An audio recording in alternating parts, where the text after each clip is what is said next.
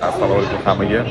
Xullas, mana nihoyatda tamom biz Istanbul Beauty Выставкasiga keldik. Burada har xil bo'lgan ideyalarni sizlardan ulashaman. Ko'rishingiz mumkin, mana Выставкаga keldik. To'g'risini aytgan juda ham katta Выставка ekan. Endi yana bir 3 ta отделni aylandik, lekin bunaqa отделlardan juda ham ko'p ekan.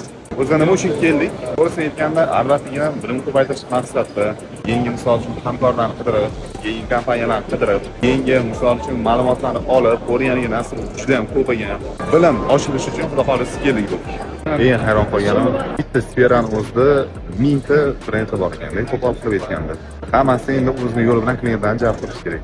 Va har bittasi har xil bo'lgan podxod podachadan bor. Klientga har xil bo'lgan takliflarni yaratib beradi. Misol uchun, deyarli hammada bir xil produkt bo'lsa ham, upakovkalar har xil bo'lyapti. Hidlari har xil bo'lyapti, misol uchun. Ko'rishingiz mumkin, biz O'zbekistonda ham tanigan juda ko'p brendlar chiqyapti burada. Amazing Legends.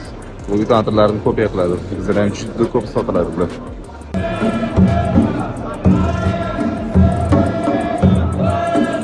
Eng chiroyli podachalarni ko'rganim shu yerda mana bitta bo'ldi. Mana ko'rishingiz mumkin burada. Juda ham qizil bo'lgan holatda qo'yib qo'yishgan ekan o'zlarining hidlarini.